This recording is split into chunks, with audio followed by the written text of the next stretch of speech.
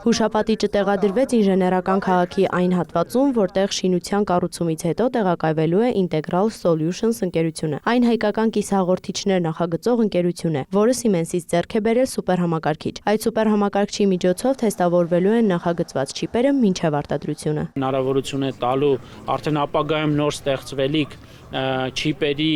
նախագծման զբաղվող հայկական ինժեներական ընկերություններին օգտվել այդ ենթակառուցվածքից։ Ընդհանրապես ինժեներական քաղաքի փիլիսոփայությունն է այդպիսին։ Այստեղ կենտրոնացված են մի քանի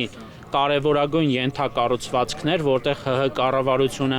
իր մեծագույն ամենամեծ ներդրողն է հանդիսացել։ Նախարարն այստեղ նշում է Ազնավուր գերհամակարգչային կենտրոնը, բիզնես աքսելերատորի շենքը։ Այսպիսով ինժեներական քաղաք կգա եւս մեկ սուպերհամակարգիչ, որի առանձնահատկությունը հետեւյալն է։ Հնարավորություն է տալիս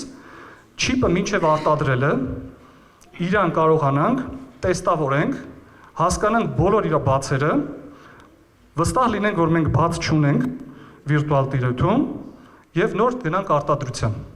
Բնականաբար սա լինում է ավելի մատչելի, ավելի արագ, ավելի խելացի։ Ընկերության համահիմնադիրը նաև մեկ օրինակ է առանձնացնում, թե ինչ հետևանքներ կունենա չիպերի սխալ վերիֆիկացումը։ Intel Pentium պրոցեսորում բագ կար, որը լավ չէին վերիֆիկացրել,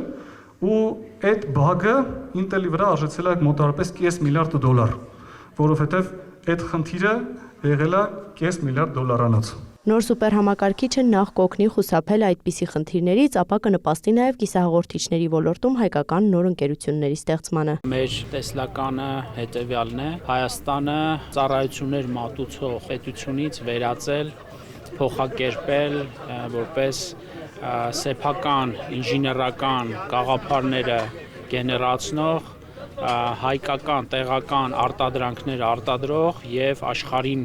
մատակարարող, այսինքն արտահանող տեխնոլոգիական տարածաշրջանային հաբ դարձնել։ Նախարարը շարունակում է տարիներ շարունակ կիսահաղորդիչների ոլորտում մեծ դերակատարում են ունեցել վերազգային ընկերությունները։ Բայց ահա մեր կարծիքով ժամանակը հասունացել է, որ արդեն չիպերի նախագծմամբ զբաղվող հենց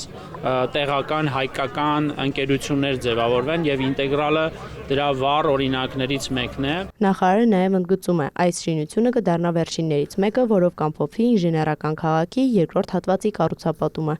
Էմմա Վարդանյան, Ժիրայր Հաբետյան, լուրեր։